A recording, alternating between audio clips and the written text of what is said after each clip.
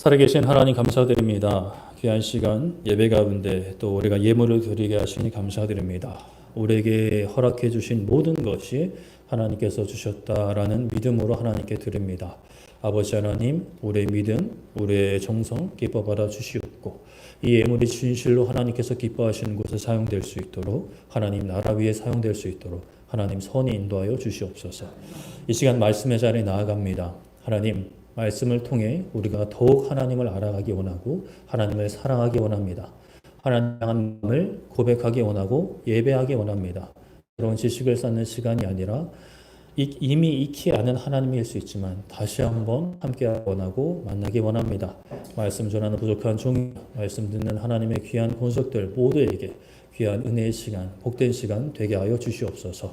감사드리며 예수님의 이름으로 기도드립니다. 아멘. 하나님 말씀 보겠습니다. 하나님 말씀 사사기 6장 12절부터 16절까지 말씀 보겠습니다.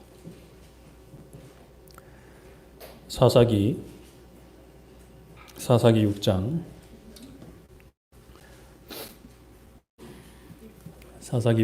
12절부터 16절. 사사기 6장 12절부터 16절까지입니다. 사사기 6장 12절부터 16절까지. 사사기 6장 12절부터 16절까지 한 절씩 교독하도록 하겠습니다. 여호와의 사자가 기드온에게 나타나 이르되 큰 용사여 여호와께서 너와 함께 계시도다 하매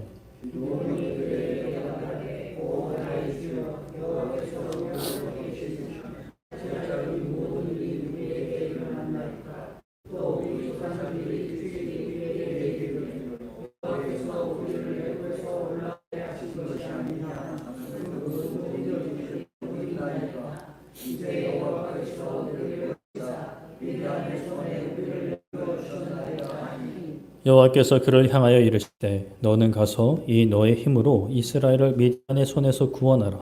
내가 너를 보낸 것 아니냐 하시니라.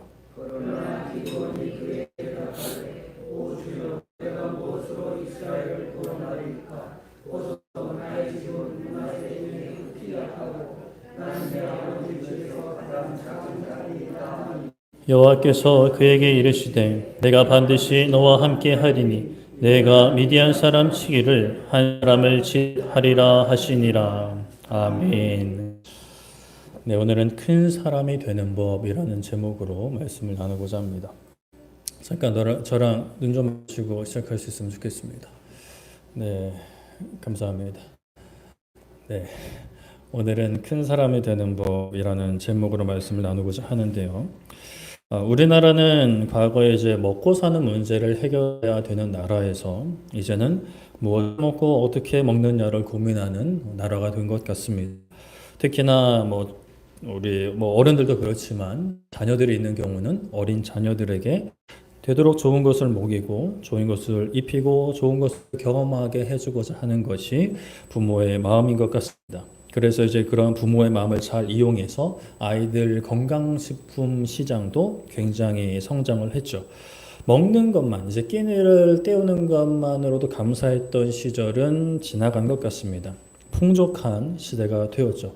그런데 이게 너무 풍족해지고 풍족하게 누리는 사람들이 대중매체나 SNS에 계속 노출이 되면서 그 정도 해줄 수 없을 것 같은 사람들은 결혼과 부모가 되는 걸 포기해버리는 시대까지 도달했습니다. 그러면서도 또 동시에 한편에서는 아직까지도 여전히 끼니를 걱정하는 그런 사람들도 존재를 하는 거죠. 이렇게 기부를 바라는 단체 광고를 보면 특히 이제 어린 아이들이 막 홀로 컵라면으로 끼니를 때우고 간장으로 밥을, 물론 우리가 가끔 이제 간장 계란 이렇게 해 먹으면 맛있지만 매 끼니를 그렇게 먹는 생각을 해보세요. 그 꼬맹이들이 막 그렇게 먹는 모습을 영상을 보고 있노라면 이게 거짓말이었으면 좋겠다는 생각이 참 들어요. 그냥 연출된 장면이었으면 좋겠다. 그냥 과장된 장면이었으면 좋겠다. 대다수가 이렇게 막 풍족하게 살아가고 있는 이 시대에 아직까지 그렇게 끼니를 해결하지 못하는 어른들은 뭐 그래도 좀 버틸 수 있는데 특히 막 자라나는 어린이들이 그렇게 먹고 있는 것이 현실이다. 대한민국의 현실이다라는 것을 생각해 보면 참 가슴이 아프지 않을 수가 없습니다. 그런데 또 동시에 TV에는 아까도 말씀드린 것처럼 상반된 광고를 내보내죠. 학습지 광고. 아이들 성장에 특히 뭐 키 성장에 도움이 되는 그러한 건강식품 광고를 보게 됩니다. 건강식품 관련해서는 아이들 키를 크게 하는 식품들이 덜어 있죠. 그게 뭐 얼마나 소용될지 잘은 모르겠지만 그래도 뭐 나름 효과는 뭐 있다라고 얘기하는데 그러한 광고들 또 그러한 광고를 통해서 학습지나 건강식품을 접하시는 분들이 뭐 잘못다 나쁘다라는 것은 결코 아닙니다. 자녀들이 이제 그래도 이왕이면 적은 키보다는 뭐 평균 키 이상 그리고 뭐 지식적으로나 사회 지위적으로 평균 이상이 되기를 바라는 아니면 뭐 더 나아가서 좀 1등 되기를 바라는 것이 부모의 마음이겠죠. 그러한 부모의 마음, 우리 아이 건강하게 자라기를 좀 큰 사람이 되기를 요만한 사람보다는 마음도 몸도 건강하고 큰 사람이 되기를 바라는 것이 부모의 마음이 아닌가라는 생각을 하는데 아니세요? 아니신 분들은 내 자녀가 쫌피리 같은 사람이 되었으면 좋겠어요. 사투리인가? 하여튼 아니겠죠. 우리는 그리스도인으로서 우리의 몸도 건강하게 잘 자라는 것이 중요하지만 마음이 우리의 신앙이 건강하게 자라는 것이 참 중요한 것 같습니다. 무엇보다 마음과 신앙이 큰 사람이 되어야겠죠. 이제 우리 저번 주 말씀에서는 여호수아가 죽기 전 하나님만을 섬길 것을 당부하고 세상을 떠나고 그렇게 여호수아와 동시대 사람들은 하나님을 잘 섬겼지만 그러나 그 다음 세대가 다른 세대가 되어버린 우리 말씀을 살펴보았습니다. 다른 세대가 되어버렸던 그 다음 세대는 하나님을 섬기지 않았죠. 그래서 하나님께서 이방민족들을 내주지 않으시고 이미 약속하신 것처럼 내버려 두셨습니다. 약속대로 내버려 두셨는데 그렇게 내버려 두신 이유가 두 가지를 또 언급을 해주셨죠. 하나는 이스라엘을 시험하기 위함이었고 다른 하나는 전쟁을 알려주시려고 이 민족을 냅뒀다라고 말씀하셨습니다. 그렇게 나름대로 좋은 목적이 있었지만 그러나 이방 민족은 이스라엘 사람들에게 채찍이었고 가시였고 올무와 덫이었다. 그것은 고통이지만 고난이지만 결국에는 이스라엘에게 유익이 되는 것이었죠. 우리가 겪고 있는 오늘날 우리가 뭐 개인이 겪고 있는 우리의 가정과 우리 뭐 교회가 겪을 수 있는 고난의 시간의 그 원인이 무엇인지는 뭐 다양하고 또 우리가 찾을 수 없을 수 있지만 어찌됐건 하나님 안에서 우리가 고난을 감당하고 우리가 마음껏 할 수 없는 그런 올무에 갇힌 올무에 잡힌 삶이라 하더라도 하나님 앞에서 살아가면 그것이 우리에게 이익이다라는 말씀을 드렸습니다. 그렇기 때문에 그런 시간을 겪을 때 우리는 제일 먼저 일단 나의 믿음을 점검하고 나의 신앙생활을 점검하고 그 모든 과정을 통해 하나님을 더욱 알아가기를 기도해야 한다라고 말씀을 드렸지요. 어떠셨어요? 지난 한 주? 저는 뭐 고난이 없어서 너무 해피했습니다라고 하신 분들은 뭐 감사하시면 될 것 같고 고난이 있으셨던 분들은 그 고난의 시간들을 어떻게 감당하셨는지를 한번 점검해 보시면 좋을 것 같습니다. 그렇게 이제 하나님께서 이스라엘 민족에게 허락하신 소중한 시간, 힘들지만 하나님을 더 알아가는 시간을 보내는 것이 사사기 시간입니다. 이러한 사사기 시대 이스라엘 백성들이 고난 가운데 조금 정신을 차려요. 조금 정신을 차리다가도 다시 좀 평안해지면 좀 생활이 좋아지면 다시 또 정신을 못 차리고 우상을 섬기는 것을 반복하는 것이 사사기 시대의 역사입니다. 그러는 가운데 그 중간에 미디안 족속이라는 그 이방 민족이 이스라엘을 괴롭히던 시기가 있었습니다. 그들은 심심하면 이스라엘 사람들이 사는 곳으로 쳐들어와서 이스라엘 백성들의 양식을 약탈하는 무리들이었죠. 그 먹을 것을 빼앗아 갔습니다. 그러니까 이스라엘 백성들은 당연히 궁핍함에 시달릴 수밖에 없었죠. 그러나 하나님께서 이스라엘을 완전히 버리신 것은 아니셨습니다. 이스라엘이 미디안의 횡포로 이제 정신을 좀 차리고 하나님께 짓습니다. 도와달라, 도와주세요, 뭐 도와주십시오 이렇게 부르짖습니다. 그러자 하나님께서 사자를 보내셔서 그 이유에 대해서 설명을 하시는데 항상 이유는 뭐 대동소이합니다. 이스라엘을 종되었던 애굽 땅에 건져내어 가나안 땅을 주시며 그 그 땅에 거주하는 신들을 두려워하지 말고 섬기지 말라고 하는데 너희들이 섬겼다. 하나님의 명령을 거부했다. 약속을 어겼다. 나는 그 약속대로 애초에 약속한 대로 하는 것이다 라고 말씀을 해주시죠. 그렇게 이제 말씀을 해주시고 그러고 내버려 두는 것이 아니라 해결될 수 있는 길을 열어주시기 위해서 여호와의 사자가 한 동네로 가서 상수리 나무에 앉았습니다. 그때에 요아스라는 사람의 아들 기드온이 이를 포도주 틀에 타작을 하러 오게 됩니다. 포도주 틀은 그때 당시에 이제 포도주 틀은 어떤 뭐 작은 공간이 아니라 좀 넓은 공간에 바위를 이렇게 파서 그 일반 지형, 보통 지형보다 좀 낮게 만들어서 포도를 깔아놓고 발로 밟는 그러한 어떤 지형이었습니다. 장소였죠.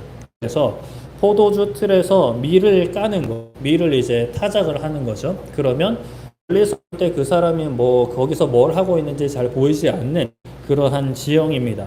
그래서 그 다른 사람들이나 미디안 사람들에게 들지 않게 몰래 밀을 타작하려는 그러한 생각으로 기드온이 밀을 가지고 포도주 틀로 온 거예요. 여호와의 사자가 그런 기드온을 부릅니다. 사사기 6장 12절에 여호와의 사자가 기드온에 나타나 이르되 큰 용사여 여호와께서 너와 함께 계시도다라고 말씀을 하는 거죠. 여호와의 사자는 기드온을 대뜸 큰 용사여라고 부릅니다. 그리고 여호와께서 너와 함께 하신다라고 말을 하죠. 그런데 그 말을 들은 기드온은 어떻게 하나요? 이 말을 곱게 받아들이지 못합니다. 그래서 좀 격하게 반응을 하는데요. 그 6장 13절에 보면 기드온이 그에게 대답하되 오 나의 주여 여호와께서 우리와 함께 계시면 어찌하여 왜 이 모든 일이 우리에게 일어났나이까?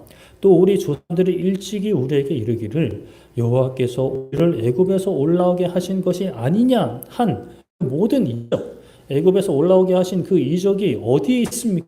이제 여호와께서 우리를 버리사 미디안의 손에 우리를 넘겨주셨습니다라고 기드온이 답을 하는 거예요. 여호와께서 함께 한다고요? 아닌 것 같은데요. 그런데 어째서 함께 하신다면 우리가 왜 이런 고통을 당해야 합니까? 열심히 경작을 하고 그 얻은 곡식을 제대로 먹지도 못하고 막 다 털려버리고 우리는 쫄쫄 굶고 이렇게 가슴 졸이면서 포도주 틀에서 몰래 밀을 타작해야 되는 이 상황이 왜 우리에게 있는 것입니까? 애굽에서 놀라운 이적으로 건져내셨고 광야에서 지셨고 그 요단강을 건너게 하셨던 그 여리고 성을 무너지게 하셨던 그 하나님의 이적은 어디에 있습니까? 라고 이야기를 하는 거죠. 하나님께서 그렇게 하신 것이 맞다면 지금 우리가 이 상황에 처해 있는 것은 하나님께서 우리를 버리신 것이 아닙니까? 라고 얘기를 합니다. 그의 말이 아예 다 틀린 것은 아니죠. 허무맹랑한 것은 아닙니다. 나름대로 일리는 있습니다. 그의 생각에 하나님이 함께 하시면 이러한 고통이 이스라엘 백성들에게 임해서는 안 되는 것이죠. 미디안이 섬기는 신들에게 하나님 진 것과 그때 당시에는 이제 전쟁을 하게 되면 신들과 신오는 그런 형국이니까 미디안이 믿는 우상들 이방신이 하나님을 이긴 것과 다름이 없는 그러한 상황이었던 거죠. 물론 이스라엘이 그렇게 된 것은 아까도 언급을 한 것처럼 또 하나님께서 사자를 보내어 말씀하신 것처럼 이스라엘이 하나님의 목소리를 듣지 않았기 때문에 애초에 조상들과 한 약속 어겼고 그 약속의 결과대로 된 것이기 때문에 사실 뭐 하나님은 잘못했는데 기드온 입장에서는 이게 지금 약간 억울한 심정을 이야기하는 것이죠. 우리도 이런 상황을 충분히 겪을 수 있습니다. 그 상황만 놓고 보면 내 눈앞에 놓인 상황만 놓고 보면 하나님께서 함께 하시는가라는 어떤 그런 고백을 말하기 어려운 상황에 놓일 수 있죠. 그리고 이 세상에 돌아보면 온갖 죄와 악이 가득한 힘들고 어렵고 그 뭐 어린 아이들이 무슨 죄가 있다고 밥을 굶어가면서 컵라면으로 끼는 맛있어서 컵라면 찬 그런 우리 애들 그런 상황 말고 진짜 먹을 것이 컵라면밖에 없어서 그 컵라면을 먹는 그런 상황에 놓이면 하나님이 살아 계십니까? 그 아이들이 무슨 죄가 있습니까? 라고 이야기를 할 수 있는 거죠. 그럴 때 우리는 좀 한 발짝 물러나서 생각을 해볼 필요가 있습니다. 내가 이해하지 못한다고 해서 다 거짓이거나 잘못된 상황이라고 할 수는 없죠. 우리 학교 다닐 때 한번 기억을 해보세요. 수업 시간에 모든 것이 다 이해되고 모든 것이 다 받아들여지던가요? 누군가는 막 이해될 때 나는 이해가 안 돼서 막 머리가 아프고 그런 시 없었나요? 다 이해되시고 다 그냥 다 100점 맞으시고 그럴 할 말은 없는데 세상에 그런 학문도 우리가 이해되지가 않고 따라가려면 정말 쓰고 이해가 안 되니까 그냥 달달달 외웠던 것이 세상의 학문인데 하물며 이 세상을 만드시고 온 우주를 다스리시는 하나님의 계획과 행하심이 단번에 막 파바바박 이해가 된다. 그러면 내가 하나님인 거죠. 내가 하나님이다라고 이제 이야기해도 되는 거예요. 그럴 때 나의 어떤 생각과 나의 판단으로 이해가 되지 않을 때 나의 생각과 나의 판단을 잠깐 멈출 수 있다면 멈추는 법을 좀 터득을 했다면 멈추는 것도 용이합니다. 이 상황의 원인이나 상황, 앞으로 일어난 일을 해석하고 판단하려는 일은 잠시 멈추고 그저 하나님이 하시는 일을 보는 것입니다. 과거에 하나님이 하셨던 일을 보는 것입니다. 말씀을 보고 기도하고 찬양하는 것이죠. 그렇게 그 시간을 견뎌내는 겁니다. 이해가 되지 않아도 때로는 그저 묵묵히 하나님 묵상하며 견디는 거죠. 그렇게 견디다 보면 하나님의 역사를 직접 보고 감탄할 때가 분명히 올 것입니다.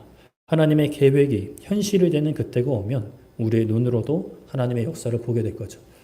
하나님께서 이래서 그렇게 하셨구나라는 것을 깨닫게 될 것입니다. 그리고 이제 냉정하게 그 겪는 상황 가운데 내가 무엇을 해야 하는지 살피는 것도 중요한데요. 방금 말씀드린 것처럼 어떤 상황이든 어떠한 환경이든 내가 가장 먼저 해야 할 것은 하나님을 찾는 것.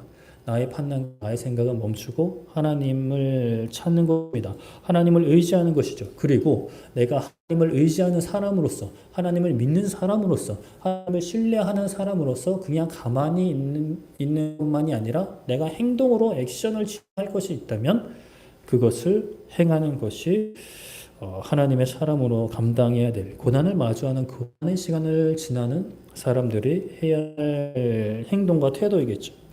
기드온은 계속해서 이제 하나님의 사자의 그 말에 딴지를 걸지는 않습니다. 어째서 여호와께서 우리를 미디안의 손에 넘겨주셨냐고 따지는 기드온에게 여호와의 사자는 내가 너를 보냈다. 너의 힘으로 이스라엘을 미디안의 손에서 구원하라고 명령을 합니다. 기드온은 더 이상 이제 미디안의 손에 넘겨준 것, 그러니까 이스라엘이 고통당하는 것에는 이의를 제기하지는 않습니다. 근데 그의 생각과 마음을 가로막는 또 하나의 현실이 있어요. 그게 뭐냐? 자신의 집과 자신의 능력은 너무 작은 자라는 현실이었던 겁니다. 사사기 6장 15절에 그러나 기드온이 그에게 대답하되 오 주여 내가 무엇으로 이스라엘을 구원하리이까?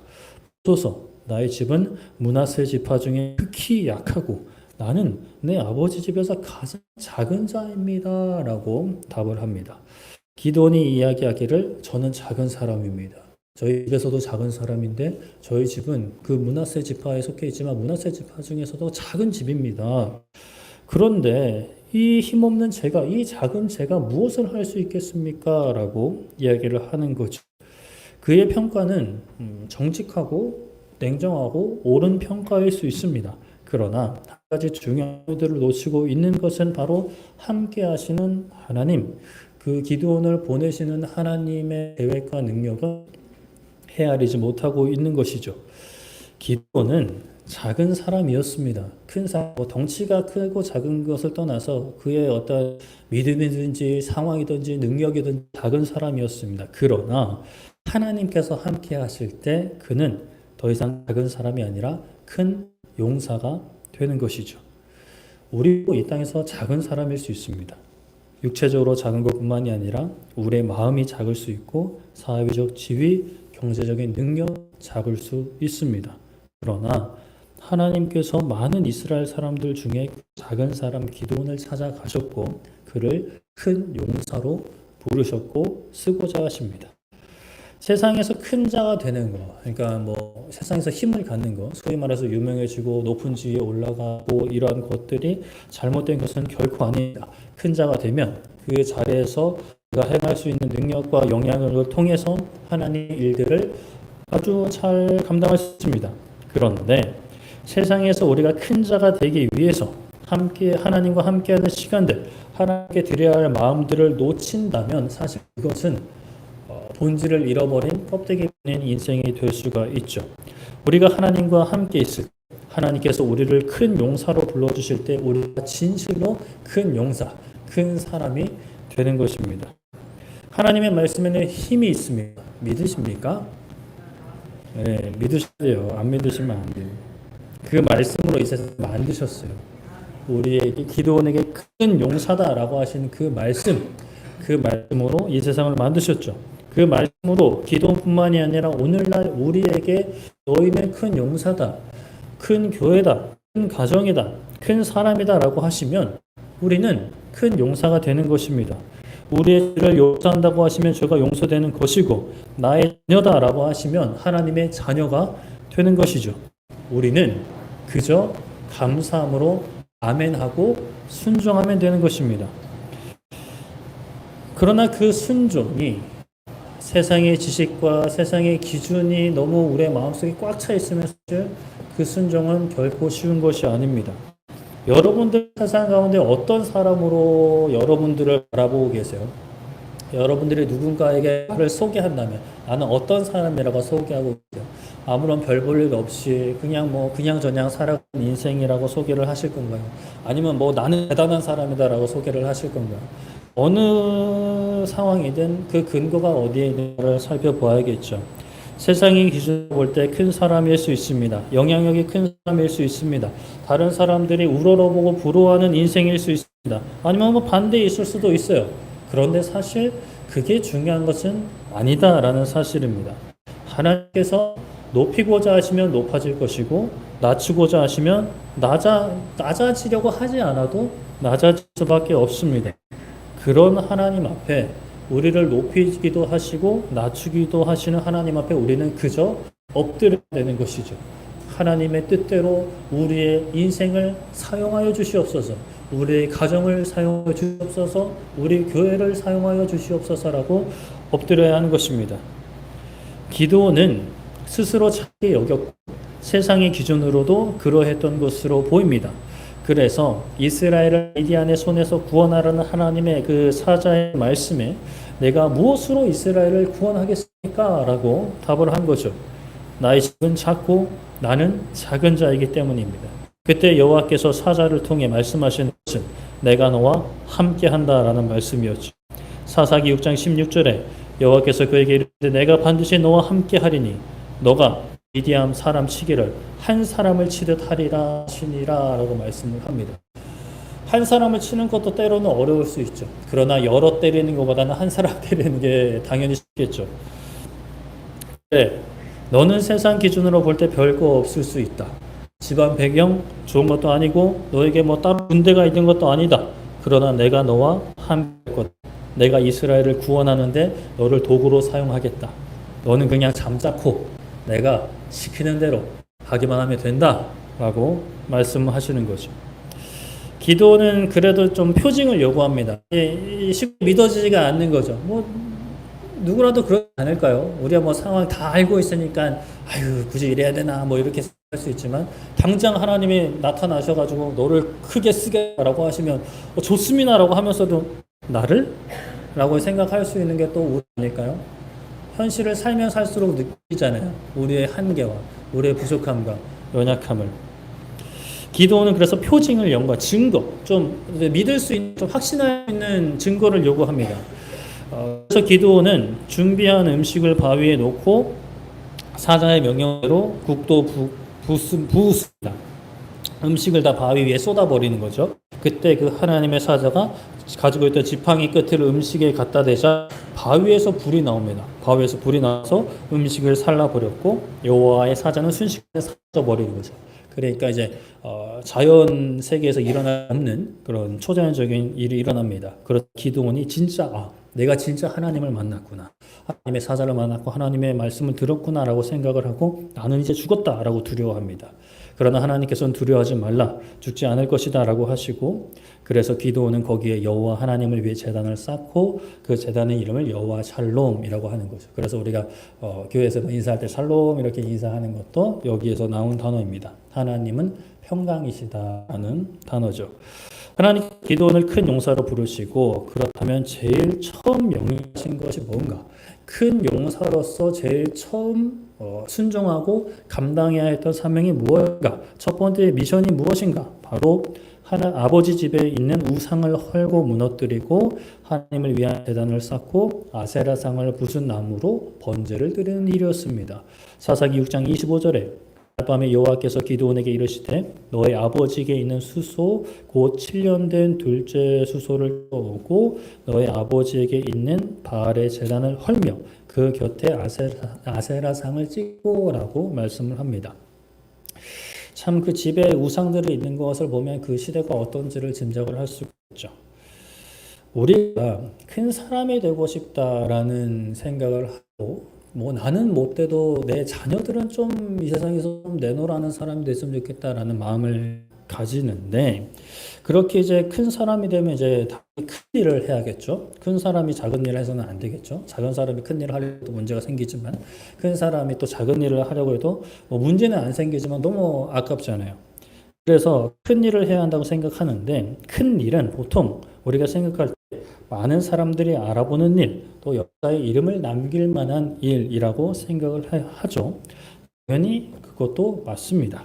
내가 그리스도인으로서 좀 세계 열방에 많은 일을 하고 뭐 교회를 이왕 세울 거 막 하나 세우는 게 아니라 막 세계 곳곳에 막 교회 세우고 선교사님들을 파송하고 막 주위의 일꾼들 막 먹이고 막 이런 일들을 꿈꾸고 기도하는 거 당연히 선한 일이고 칭찬할 만한 일입니다. 그것이 결코 잘못된 것은 아니죠. 그런데 우리 어떠한 일이든 모든 큰 일의 시작은 나의 삶의 기록으로부터 시작되죠. 기도 큰 용사로서 처음 감당해야 했던 일은 바로 우상을 척결하는 일이었습니다. 다른 데 있는 우상도 아니고 자신의 아버지 집, 자신의 집에 있는 우상을 척결하는 일이었죠. 아버지 집이 자기 집이겠죠. 자기 집에 바알 제단이 있었고 그곳에는 아세라 우상도 같이 있었습니다. 그것을 없애야만 했습니다. 기드온이 이때만 해도 아버지의 집의 그 사람들과 특히 아버지 집보다는 그 성읍 사람들, 같이 사는 사람들을 두려워해서 이 일을 하나님 명령이지만 낮에 하지는 못합니다. 사람들이 보면 말리고 막 싸움 날까봐, 해코지 당할까봐. 그래서 밤에 몰래 행합니다. 그러나 완전히 이제 때려 부숴버리고 이제 하나님의 제단을 쌓죠. 하나님 기적을 눈앞에서 보았지만 아직까지 막 엄청 담대함이 있는 상태는 아니었습니다. 그러나 그렇게까지 담대함은 없었지만 그래도 아무도 보지 않는 밤에 사람들 몇을 데리고 그 일을 해줘버립니다. 순종하는 거죠. 하나님의 말씀에 순종하고 특히 내 삶에 오랜 시간 자리 잡고 있었던 우상들을 잘라내는 것, 삶을 바꾸는 것, 개혁하는 것 결코 쉽지 않습니다. 부끄러울 수 있고 두려울 수 있습니다. 이것을 바꾸는 데 있어서 것을 없애는 데 있어서 내 인생이 꼬이지 않을까? 더 어려워지지 않을까라는 우려, 걱정, 두려움이 생길 수 있죠. 그리고 실제적으로 당장 손해를 볼 수 있습니다. 득이 되는 게 아니라 어려움을 겪을 수가 있죠. 실제로 이 일로 기드온도 죽을 뻔했습니다. 바알의 제단과 아세라상이 훼손된 것을 본 사람들이 누가 이랬냐라고 하면 그 기드온이 그랬더라라고 하니까 이제 사람들이 막 몰려가서 이제 기드온을 죽이려고 합니다. 그래야 바알과 아세라가 이제 자기 망해버렸으니까 그 해코지를 기드온에게만 하면 좋은데 그 지역 사람들에게 다 할 수 있으니까 그렇게 하기 전에 우리가 먼저 바알과 아세라한테 이 기드온을 잡아다가 죽여버리자 이렇게 이제 한 거죠. 그런데 거기서 이제 그 기드온의 아버지가 거기에 나서서 바알과 아세라가 진짜 신이면 네가 알아서 벌을 줄 거지 니들이 왜 먼저 나서서 설치냐라고 이야기를 해서 그들을 물려보내고 상황을 수습을 하죠.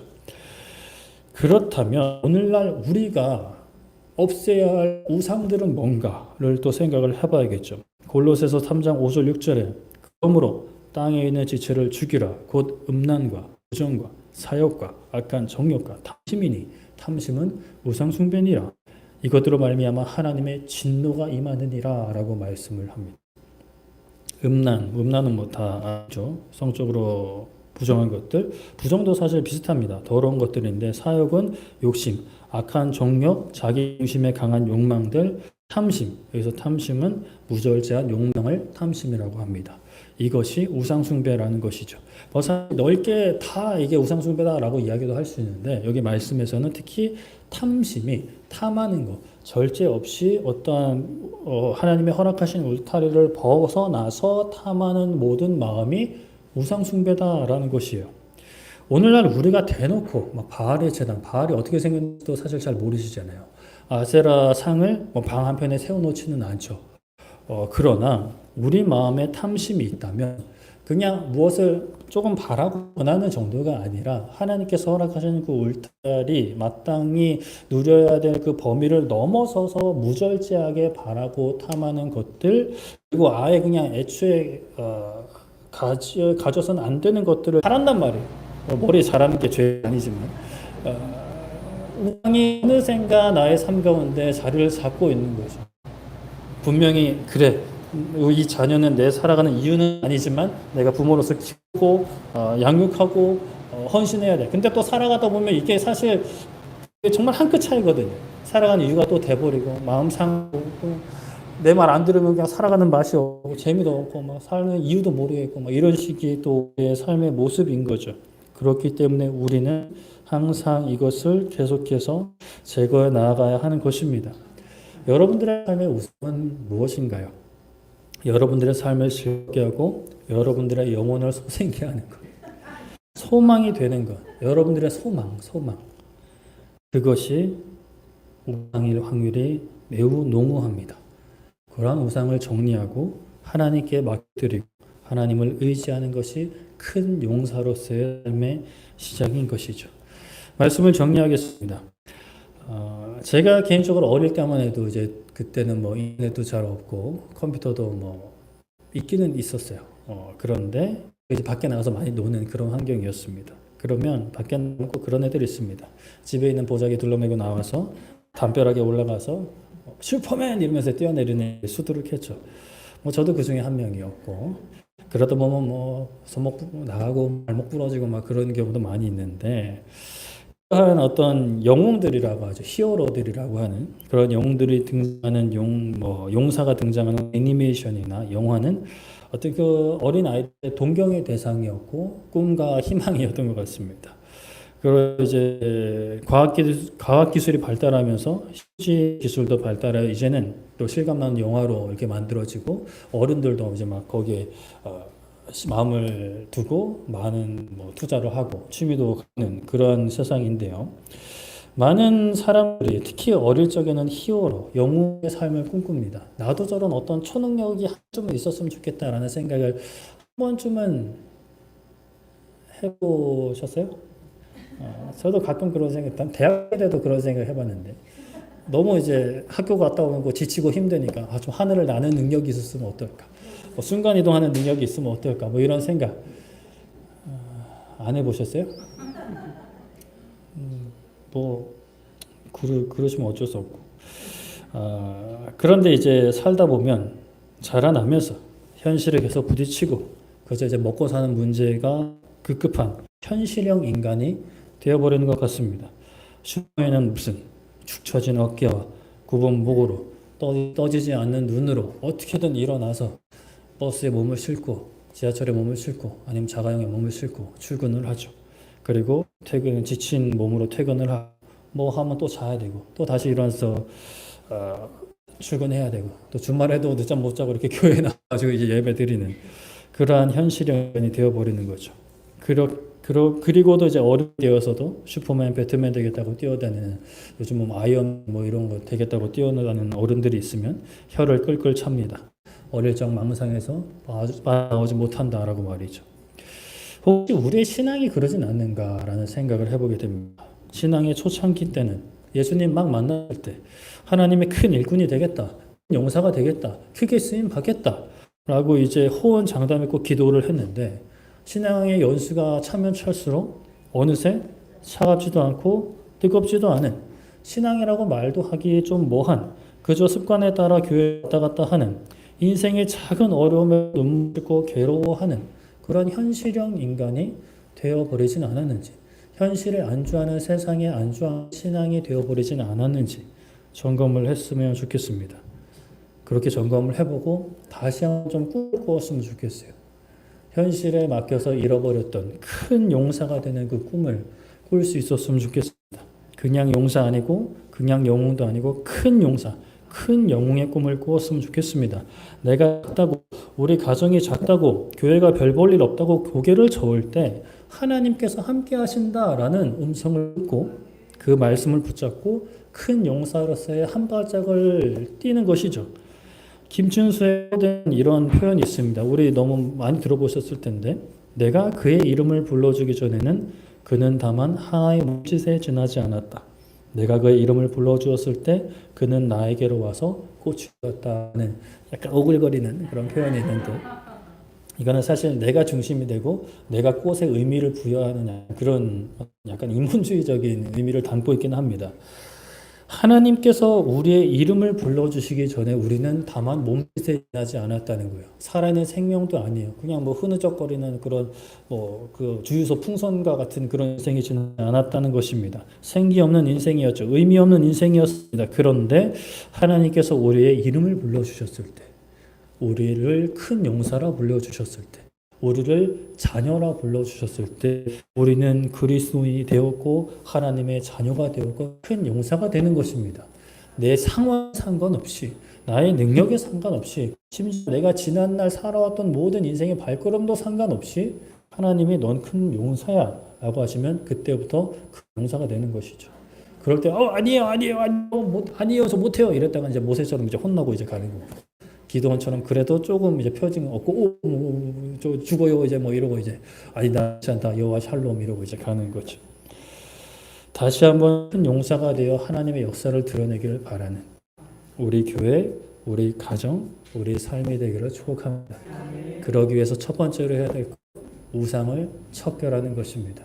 나의 삶의 이유가 되고 삶의 즐거움이 되고 삶의 소망이 되는 것들, 하나님이 아니라 다른 것들이 나의 삶의 즐거움이 되고 있었다면, 물론 그렇다고 막 어떤 즐거움도 누리지 않고 막 그냥 막 수도승처럼 살라는 건 아니고 즐거움을 누리지만 진짜 내 삶의 이유, 이거 즐겁지만 이거 없어도 괜찮아, 하나님만 있으면 괜찮아, 하나님 때문에 행복해, 하나님이 내 삶의 이유야 라고 고백할 수 있는 그렇게 큰 용사로서의 한 걸음을 내디딜 수 있는 우리 모두 되기를 축복합니다.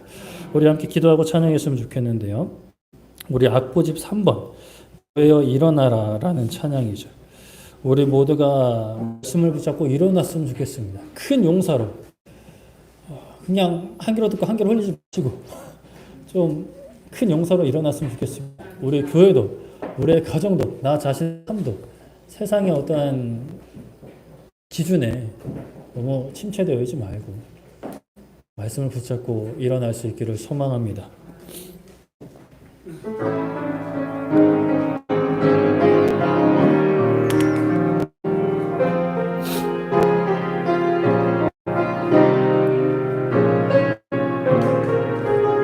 교회여 일어나라, 교회여 일어나라, 주께서 부르시니 두려움과 시패 내려놓고 교회여 일어나라, 교회여 일어나라, 교회여 일어나라, 주께서 부르시니 우리 부르신 삶의 자리에서 교회여 일어나라. 우리 세상의 빛, 우리 세상의 빛, 하나님의 권시술을 나타내는 주의 교회 통해 세상이 주를 보리라. 일어나라 아버지 사랑으로, 아버지 능력으로 서로 하나 되어 그 빛을 비추라. 노래하라 아버지의 사랑을, 아버지의 크심을 이 삶의 노래로 주님을 나타내라. 일어나라. 우리 한 번 더 찬양합니다. 교회 일어나라. 교회여 일어나라. 주께서 부르시니 두려움과 심 내려놓고 교회여 일어나라. 교회여 일어나라. 교회여 일어나라. 주께서 보내시니 주께서 보내시니 우리 부르신 삶의 자리에서 교회여 일어나라. 우리 세상의 빛 모두 밝히는 하나님의 편지 주 나타내는 주의 교회 통해 세상이 주를 보리야. 일어나라. 아버지 사랑으로 아버지 능력으로 서로 하나 되어 그 빛을 비추라. 노래하라. 아버지의 사랑을 아버지의 크심을 이 삶의 노래로 주님을 나타내. 일어나라. 아버지 사랑으로 아버지 능력으로 서로 하나 되어 그 빛을 비추라. 노래하라. 아버지의 사랑을 아버지의 크심을 이 삶의 노래로 주님을 나타내라. 일어나라.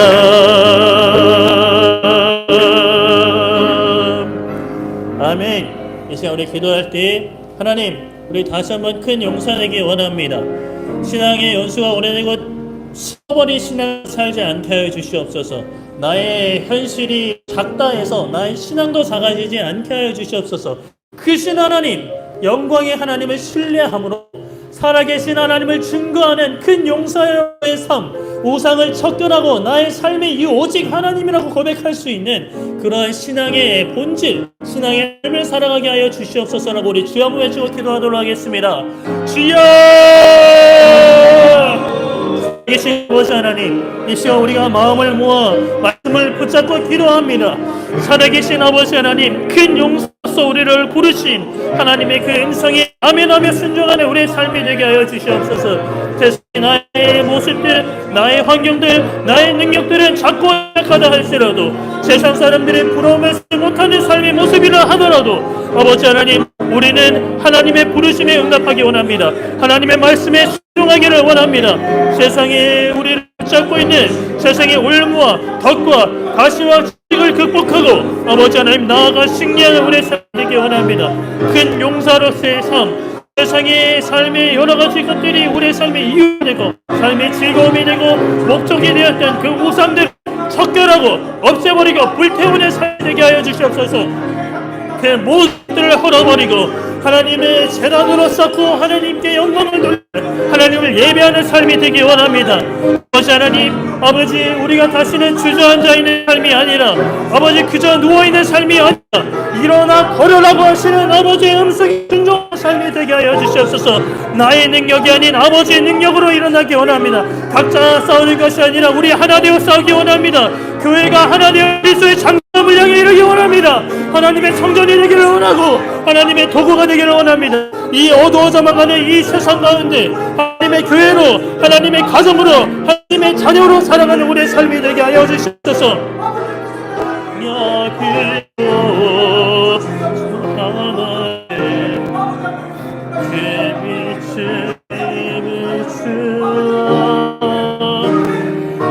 노래하라 아버지의 사랑을, 아버지의 크심을 이 삶의 노래로 주님을 나타내라. 일어나라.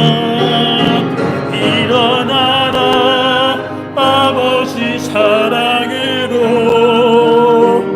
아버지 능력으로 서로 하나 되어 그 빛을 비추라 노래하라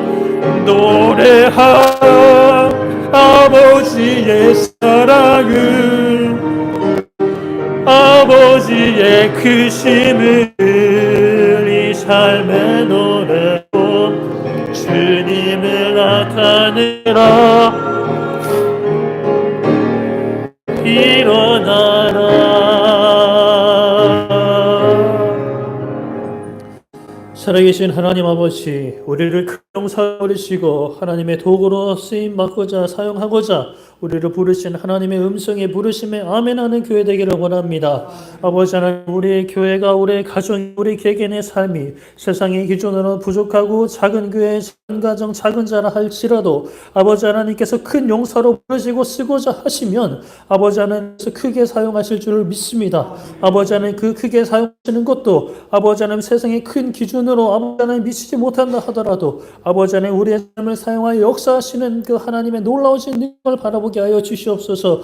우리의 삶이 30, 60배, 100배 결실을 맺기 원합니다. 아버지 하나님, 세상에서 부유해지고 잘 나가는 것이 아버지 열매가 아니라 말씀에 순종하는 것, 말씀을 전하는 것, 전도와 선교의 사명을 감당하는 것이 우리의 열심을 믿음으로 고백하며 아버지 하나님 이 땅 가운데 하나님께서 허락하신 이 교회가 우리의 가정이 우리 개인의 삶이 아름답게 쓰임받을 수 있도록 아버지 하나님 세상이 기준으로 세상이 올무와 덫에 붙잡혀 좌절하고 아버지 하나님 누워있는 엎드려 있는 그런 인생이 말씀을 힘입어 일어나 걸어 나가 승리하는 인생이 될 수 있도록 아버지 하나님 베풀어 주시옵소서. 감사드리며 예수님의 이름으로 기도드립니다. 아멘.